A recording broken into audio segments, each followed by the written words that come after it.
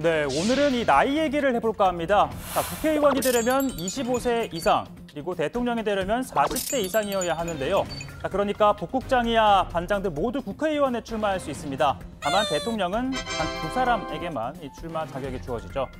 자, 중앙선관위 통계에 따르면 2016년 20대 총선 당선 기준으로 국회의원들의 평균 나이는 55.5세였습니다. 지금 3년이 지났으니까 올해는 평균 나이가 약 58.5세가 됐겠죠. 자, 여기서 제가 문제를 하나 내겠습니다. 현역 의원 가운데 최연장자 과연 누굴까요?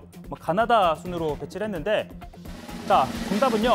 바로 강길구, 박지원 이 두 의원입니다. 77 동갑인데요. 자, 동갑일 경우에는 바로 또 생일을 따져봐야겠죠. 자, 생일 보면요.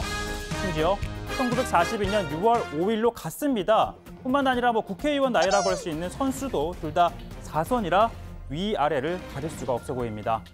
자, 14대 국회에서는 고 문창모 의원이 88세에 당선이 돼 기네스북에 오르기도 했었는데, 따라서 국민들이 선택만 해준다면 이런 노래도 있죠.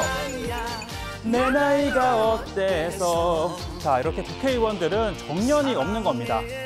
자, 그러나 왜 이렇게 오래 가죠?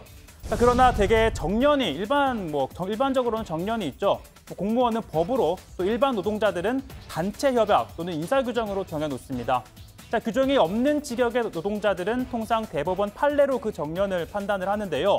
자, 대법원 판례를 보면 프로야구 선수 40세, 미용사는 55세, 그리고 민간 교육교사 57세입니다. 그리고 소설가와 의사 등이 65세고요.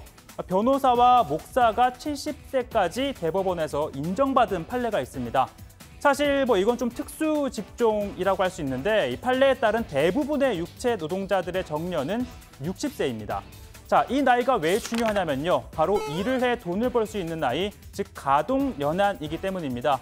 자, 2015년 당시 4살 박모 군이 수영장에서 숨진 사고 이후 가족은 업체를 상대로 소송을 제기합니다. 자, 1, 2심은 이 판례에 따라 육체 노동 정년을 60세로 판단해 배상하라고 선고를 했습니다. 자, 그런데 이 박군 가족은요, 60세는 너무 낮다, 65세를 기준으로 삼아야 한다며 상고를 한 겁니다. 사실 요즘 60이 넘어도 활발하게 경제활동하는 사람들 많죠. 자, 그런데 60이라는 판례는 1989년, 즉 30년 전에 나온 판례입니다. 그 사이 평균 수명은 10여 년 늘었고, 또 은퇴 후 다시 취업하는 분들도 많이 있습니다. 자, 이 때문에 최근 하급심에서는 육체 노동 정년을 65세로 봐야 한다는 판결도 속속 나오고 있죠. 다만 이 60에서 65세로 늘리는 건 단순히 가동 연한을 5년 높이는 것 이상의 의미를 지닙니다. 당장 법원에서는 손해배상액이 높아지게 되죠. 당연히 차량이나 각종 보장보험, 보험금도 또 오르게 될 겁니다. 또 장기적으로는 일반 기업 정년도 높아지고 이 퇴직금 산정에도 영향을 줄 수가 있게 됐는데요.